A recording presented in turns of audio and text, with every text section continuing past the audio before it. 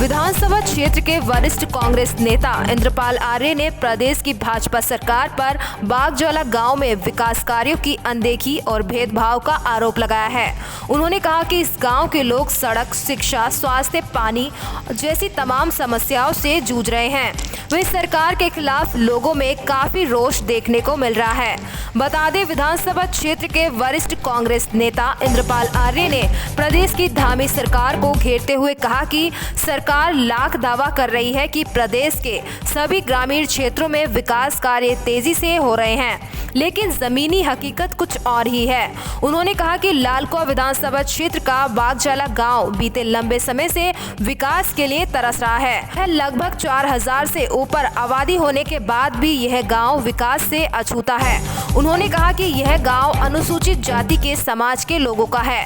विधानसभा में सबसे बड़ा गांव है, इसलिए गांव को मूलभूत सुविधाओं से दूर रखा जा रहा है। भाजपा सरकार पर भेदभाव का आरोप लगाते हुए उन्होंने कहा कि सन 2019 में भाजपा सरकार ने गांव को पंचायती राज से बाहर कर दिया, जिस कारण गांव के लोग त्रिस्तरीय पंचायत चुनाव में मतदान नहीं कर सकते। उन्होंने कहा कि गांव के लोग लंबे समय से गांव को राजस्व गांव बनाने की मांग कर रहे हैं। वहीं केंद्र और राज्य सरकार में भाजपा की सरकार होने के बावजूद बागजौला गांव की ओर कोई ध्यान नहीं दिया जा रहा। उन्होंने क्षेत्रीय सांसद एवं केंद्रीय रक्षा राज्य मंत्री अजय भट्ट द्वारा वन क्षेत्रों में बसे गांव को राजस्व गांव बनाने के लिए दिए केंद्रीय मंत्री को ज्ञापन पर नाराजगी जाहिर करते हुए कहा कि सांसद अजय भट्ट द्वारा बागजौला गांव का नाम सही नहीं दिया गया, जो यह दिखाता है कि उन्हें बागजौला से कोई लेना देना नहीं है। उन्होंने सांसद द्वारा दिए गए ज्ञापन को चुनावी स्टैंडर्ड बताया। इस ग्वालापार क्षेत्र का बहुत बड़ा क्षेत्र एक ये वन क्षेत्र भी है। इसे वन क्षेत्र रह करके 2019 में बोर्ड भी काट दिए गए। बड़ा दुर्भाग्यपूर्ण रहा कि केंद्र में 8 साल सरकार है, यहाँ दूसरी बार भारतीय जनता पार्टी की सरकार बन चुकी है, लेकिन यहाँ की जो जनता की समस्या है अभी तक मतलब कहीं पर भी थोड़ा सा भी मतलब कहीं पर आस दिखाई नहीं दे रही है। सारी बदहाल की ज़िंदगी पूरा गांव काट रहा है।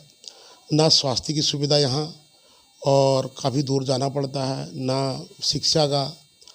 और अभी भी मैं इस बयान को बताना चाहता हूँ कि यहाँ के सांसद और केंद्रीय राज्य मंत्री और माननीय अजय भट्ट जी ने बयान दे रखा है कि इसको हम राजस्व की मांग करेंगे जहाँ वन क्षेत्र है।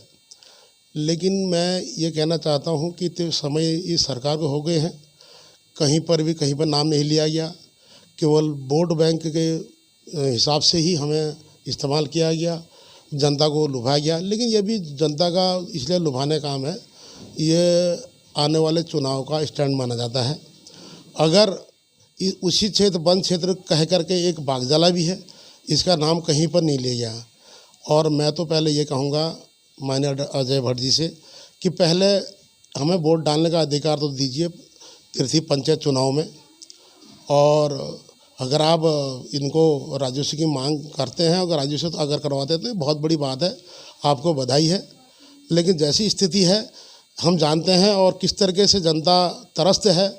और मैं ये भी कहना चाहता हूँ कि ये तो भारतीय जनता पार्टी का एक अपना चुनाव फंडा है और करने और करनी में बहुत अंतर है, और इसमें कुछ दिखाई नहीं देता है।